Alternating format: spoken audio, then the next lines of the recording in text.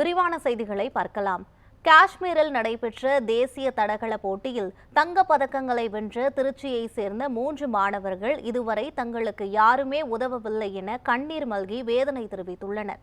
இந்திய இளைஞர் விளையாட்டு சங்கம் சார்பில் 4வது YSPA தேசிய சாம்பியன்ஷிப் போட்டி காஷ்மீரில் கடந்த 11ஆம் தேதி முதல் 13ஆம் தேதி வரை நடைபெற்றது.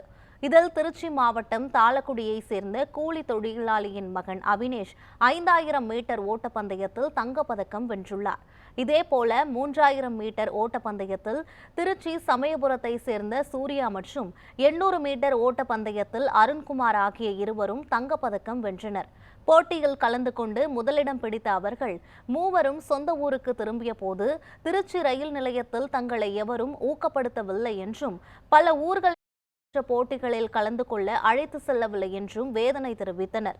தமிழ்நாடு அரசு உதவி செய்தால் நாட்டுக்காக எண்ணற்ற பதக்கங்களை வென்று தமிழ்நாட்டுக்கு பெருமை பெற்று தருவோம் என்று நம்பிக்கையுடனும் உறுதியுடனும் தெரிவித்தனர். நான் வந்து 5000 கோல்டு அடிச்சிருக்கேன். என் வீட்டில் ரொம்ப புவர் ஃபேமிலி, அதாவது தாழ்த்தப்பட்ட குடும்பம் எவ்வளோ கஷ்டப்படுவாங்களோ அவ்வளோ கஷ்டப்படுவாங்க. எங்கள் அப்பாலாம் ரொம்ப கஷ்டப்படுவார். என்ன வேலை செய்கிறாரு? அவர் ரொம்ப கஷ்டப்பட்டு தான் ஸ்போர்ட்ஸ் பண்ண வச்சார். எங்கள் வீட்டில் பல பிரச்சனை இருக்குது. எங்களுக்கு யாருமே சப்போர்ட் கிடையாது. எங்களோட ஓன் சப்போர்ட்டில் மட்டும்தான் நான் மெடல் பண்ணுறேன். அது இல்லாமல் எங்களுக்கு எந்த வகையாக யாருமே எந்த சப்போர்ட்டுமே பண்ண மாட்டாங்க. அவரோட ஒருத்தரால் படுற கஷ்டத்தால் மட்டுமே நான் இவ்வளோ ஹார்ட் ஒர்க் பண்ணி இந்த மெடல் பண்ணியிருக்கேன். அது இல்லாமல் நாங்கள் எங்கள் அப்பா ரொம்ப கூலி வேலை பார்த்து தான் இது பண்ணுறாரு. யாராவது ஸ்பான்சர் பண்ணால் நல்லாயிருக்கும். இந்த மீட் முடித்து அடுத்து ஏஷியன்ஸ் நான் போகிறேன். நேபாள் நடக்குது.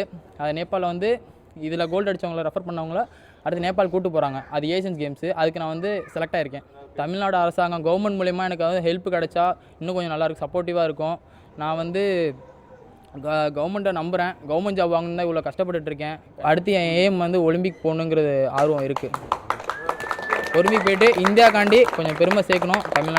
தமிழ்நாட்டிலேருந்து நம்ம போயிட்டு இந்தியாக்காண்டி நான் ஒன்று எனக்கு ஒரு ஆசை இருக்குது. அதை அச்சீவ் பண்ணுவேன் நம்புகிறேன்.